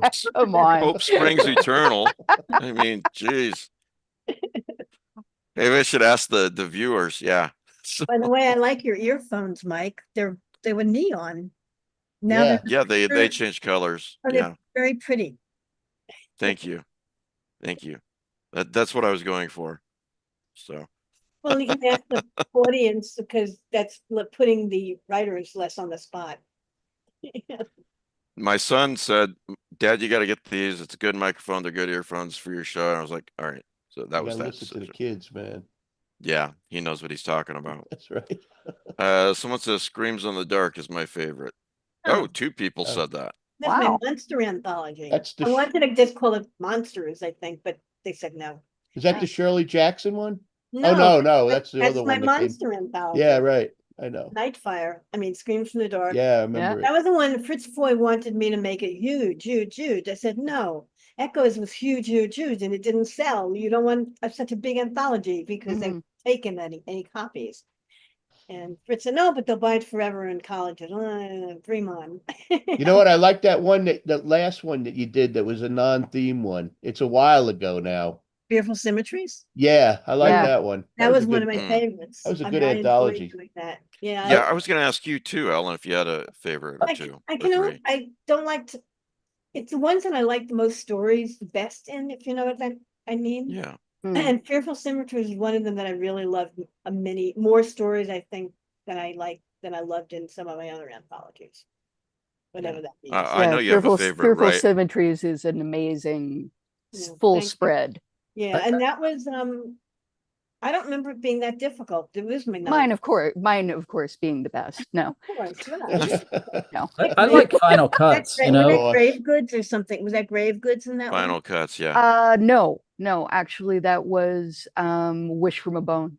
Oh, I love that. Yes, I love that story. Right. Yeah. Stories that can't say what anthology, but when people ask me what my favorite stories are, the ones I reprint over and over and over in different places. I mean, couple comments like from the. Sorry.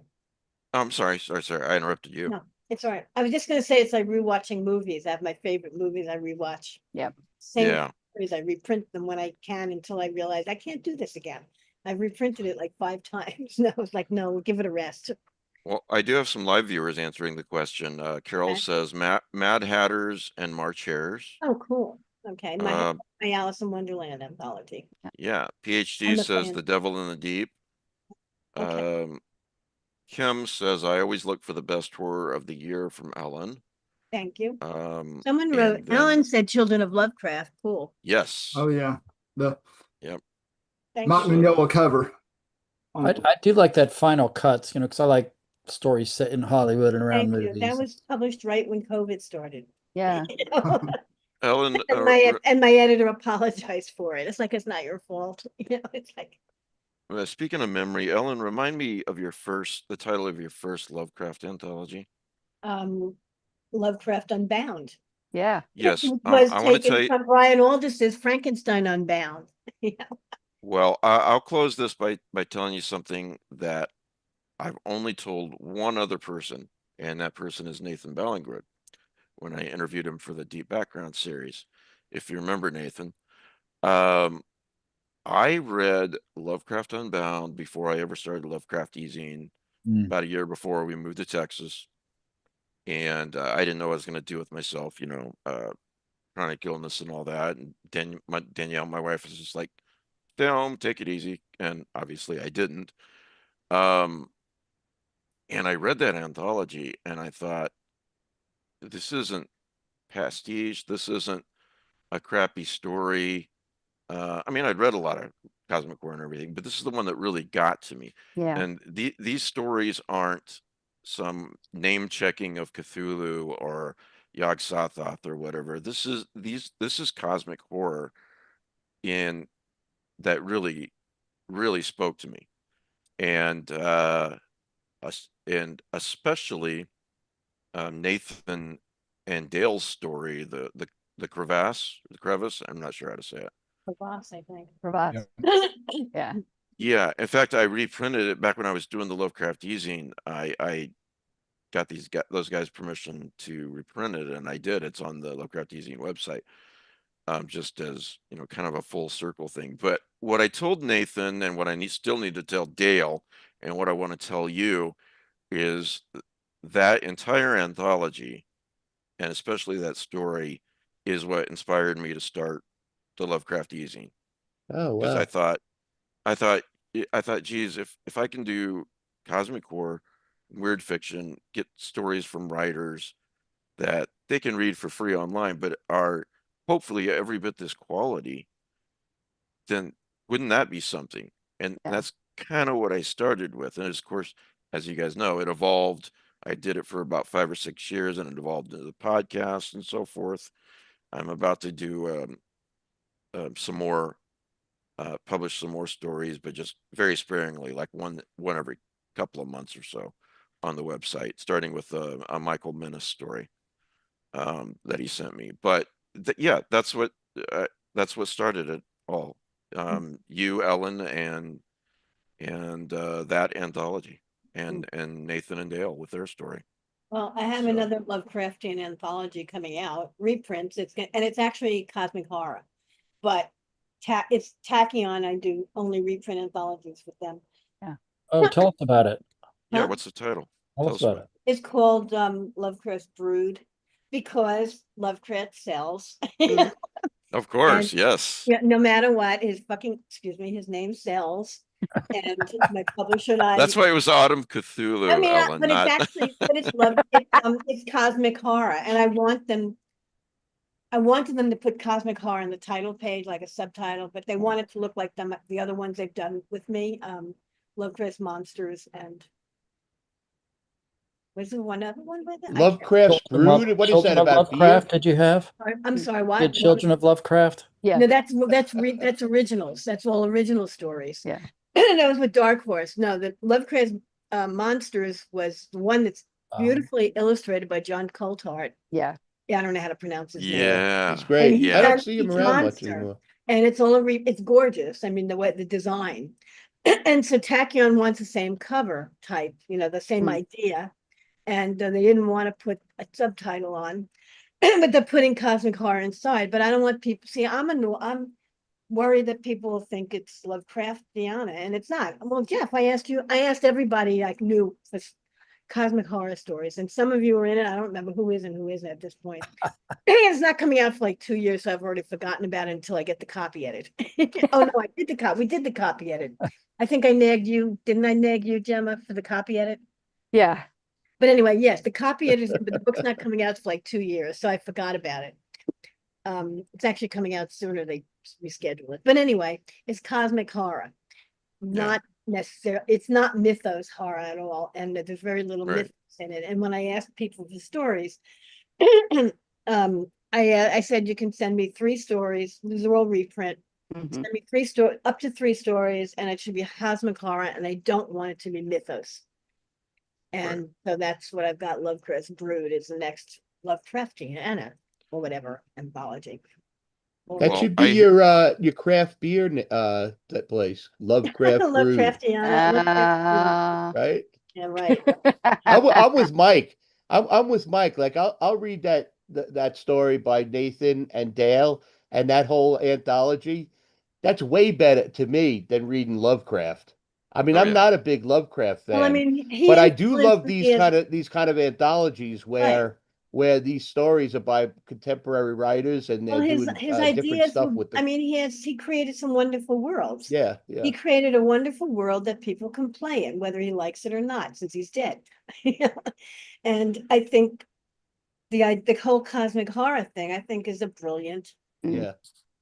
The I don't even know, a the trope. central challenge, I think, is always to echo, to And make create, fresh. yeah, to create something that resonates, Mhm. but or has an assonance with the original, but not, but doesn't, Slavishly, yeah, yeah, slavishly yeah. um, And There's your next extend it. title, Echoes of Lovecraft. That's that's it. There that's you the go. next one after Lovecraft Brood. Mm. Well, Lovecraft. I hear you on the Lovecraft Cells thing, but there's a reason why it's the Lovecraft Easing podcast and not the Cosmic Horror Weird Fiction podcast, which I would rather, but it's a little bit less catchy. Yeah. So there you go. Anyway, anything else, guys? I really appreciate all of you being here. This has been really fun. Well, this has Yeah, been good to see wonderful. you, Thank Mike. you for so having much, us. Mike. You too. Good to see all of you. Can I Yeah. mention the KGB fund first? Quickly. Mention anything you want, please. KGB, the reading series that I run with Mac Pressel in New York, East Village, is holding a fund drive. It costs about $3,500 a year to run. Basically, we pay a very small stipend to the writers, to the readers. We pay for their drinks at KGB, first drink, one drink, and we take them to dinner after, and that's about approximately, and their spouse or partner, and that's about $3,500 a year. We've raised 2 years worth right now, and we would love to raise another 2 years, so we don't have to do this for 4 years. So just put in whatever you want, and it's you can find it on, it's a GoFundMe. I don't know what the link is. I guess I can find the link, but Maybe for those who don't really explain this just a little bit more for those who don't know, Ellen. If you don't okay, mind. it's a bar that's been, well, it started as a Ukrainian hangout for socialists. Mm. And I'm not going to go into the history is actually on the website, but basically I've been running it with Matt for at least 20 years. I ran it early and on with Terry Bisson. And we have two writers. It can be, have people who are science fiction, fantasy, or horror writers. And we try to match someone who's a relatively big name with a new person, a newer writer. And the second Wednesday of the month, every month, we have not missed a month. We have a live reading at this bar. During COVID, for about 18 months, we did a live stream. We did streaming. We didn't have it in person. And in that case, we were able to have people from other countries, other continents, and people who could not make it up the fire hazard stairs, which was totally, there's it's no accessibility at all, I'm It's like afraid. 25 steps. And they're very steep and Yeah. it's a fire trap. What can I say? It was Yeah. built, God knows. I just found out it was apparently originally a speakeasy owned by Lucky Luciano. It's mentioned. Really? There was Matt just did an interview on the Geek's Guide to the Galaxy, which is a really deep dive into the place. So if you're really interested, you can listen to that. Oh, that It's sounds really cool. great as a podcast. That's You excellent. can get the history of KGB itself. But anyway, we had for 18 months we did that. And then we came back live again in person. And it's recorded. We have podcasts that are up every month of the two readers. And I take photographs when I'm there and post them on. So like Google, GoFundMe, and KGB? Is that what Well, what you they can should find do? it. I mean, you can find KGB GoFundMe. I'm sure it'll show up. Okay. Yeah. Or Okay. if you wait a good. second, I can give you the link because I'm seeing how we just got some more money, which is nice. Hang on. I can Oh, well, get in the nice. chat, Yeah. I think. Yeah. Here we are. I'm drunk on the power. That's yeah. the link.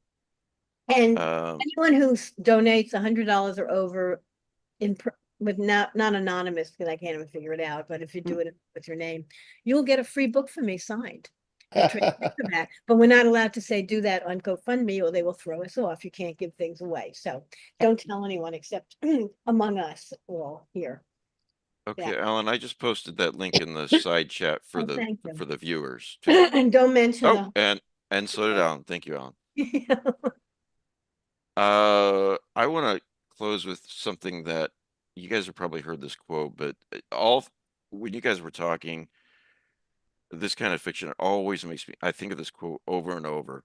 Mm. But with this anthology and with how you guys were talking about your writing and your fiction and so forth. And here's the quote. It's by Tad Williams. And especially what Nathan said about the eeriness of it, and not everything has to be explained. There are worlds beneath your feet, lurkers behind the stairs, and shapes that wait just the other side of boarded doorways, which you have only glimpsed in your dreams.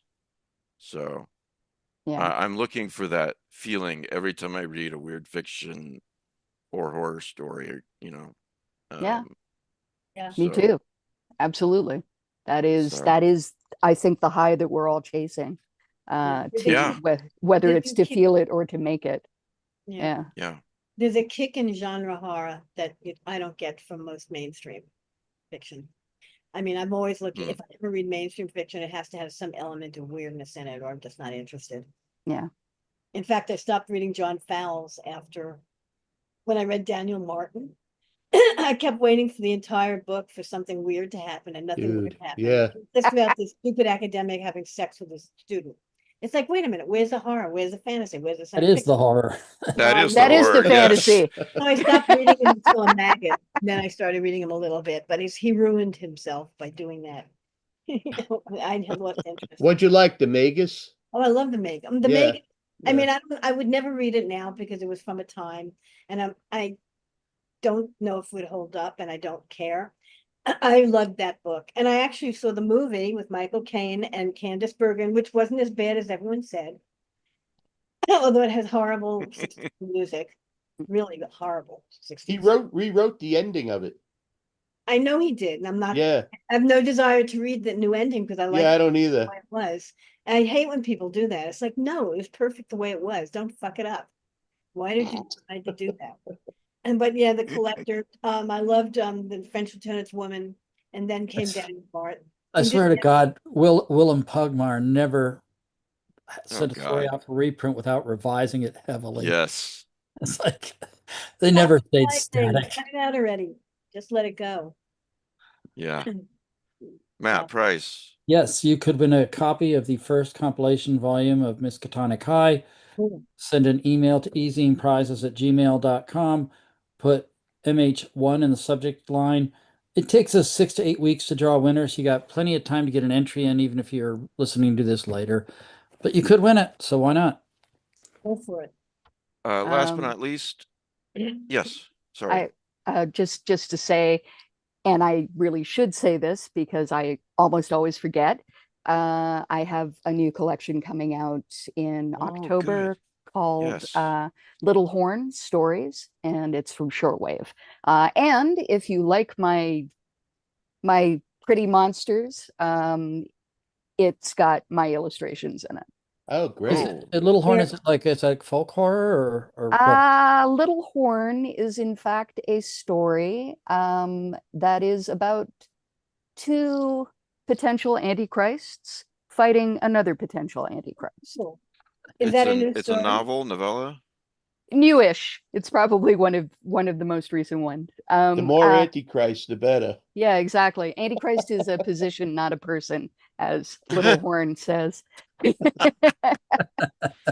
Okay, so it's called Little Horn, and it's got some of your illustrations in it. Yeah, that's right. Yeah, and when does it come out, Gemma? It comes out in October. Oh, Jeff, what do you have great. out next? Do you have a novel or a collection coming Well, out? excuse me, real quick, Gemma, sorry. please email me later, and so that I can get Absolutely, you on later yeah, in here to yeah. talk about it. Okay, Absolutely. But yeah, I go ahead with- I could send you a PDF if you want.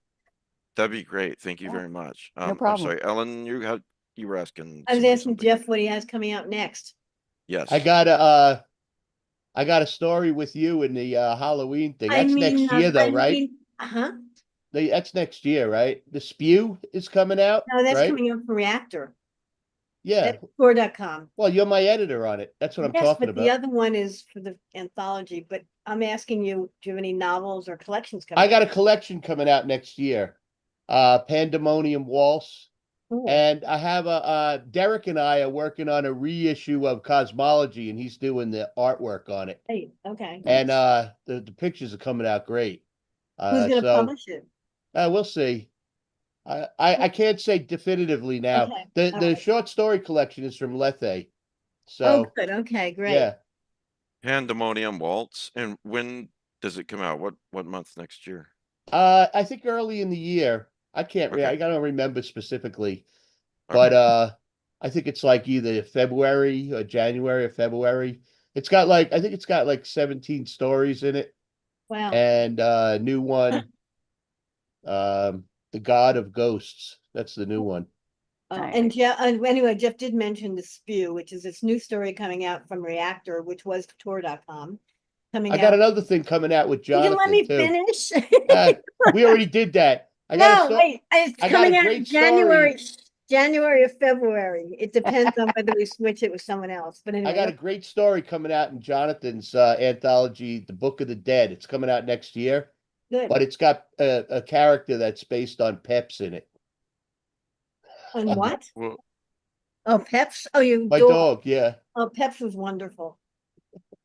well, look, you guys, if you remember, if you email me when the pre-order links for all these books are up, I'll make sure that I promote them. And then, of course, Nathan, what's next? Next for me is Cathedral of the Drowned. It's part 2 of the Lunar Gothic trilogy. Right. And that's Great coming title. Oh, thanks. It took us a So minute is to- Crypt of the Moon Spider. Yeah, That's a really, great Yeah. title. that's even better. I kept wanting, it's taken me so long to remember it's Cathedral of the Drowned, not Cathedral of the Damned. I kept wanting to say Cathedral of the Damned. But it's Cathedral of the Drowned. Whatever works for you. And it comes out in October. When's that coming out? October October? October 21. Excellent. Great. Looking forward to I it. loved Crypt of the Moon Spider, as you know. I'm grateful. I'm looking forward to this one's a little weirder. So I'm Good. Sure. Weirder is good. Yes. Weirder is gooder. So And it's got a great cover by Samuel Araya. yes, I love kick-ass it. cover. so last if you happen to be watching this for the first time, we do this every Sunday at 6 p.m. Eastern, or you can watch the archived versions later, or you can listen to them on Spotify or Apple or whatever a few days after that, typically. And then I have a Patreon that has, I've mentioned things like the Deep Background series that Nathan was on, and that Jim was going to be on, and that Jeff was on, and Victor was just on, and many others, and a lot of other stuff. And it starts at you get all that for $5 a month. And so if you like this podcast, that is the only reason why I can keep doing this, literally, is because of the people who are giving that There's a amount lot of of money great per stuff month. on there. I'm on Yeah. there. Yeah, I Yeah. have that. I'm on that Patreon. It's good. That's the only selling point you need, really, because if Jeff Ford is on there, you should be on there, right? Exactly. Well, That'll Victor turn people away. Laval, Laird's a Patreon, Victor Laval's a Patreon, Paul Tremblay's a Patreon, so there you go. So or that might drive you away if Paul's a Patreon alert. Anyway, guys, thank you so much for being here. It's been a pleasure. Thank you for having us Great on. to see you guys. Really Great to see wonderful you to see you too. guys. Yeah, have Yeah. a good end of the summer. All right, you too. And Happy Labor Day tomorrow. I'm sure I'll talk to all of y'all soon. So Okay. Yeah, take care, Mike. Bye Good to bye. see you. Thanks. Bye-bye. good night.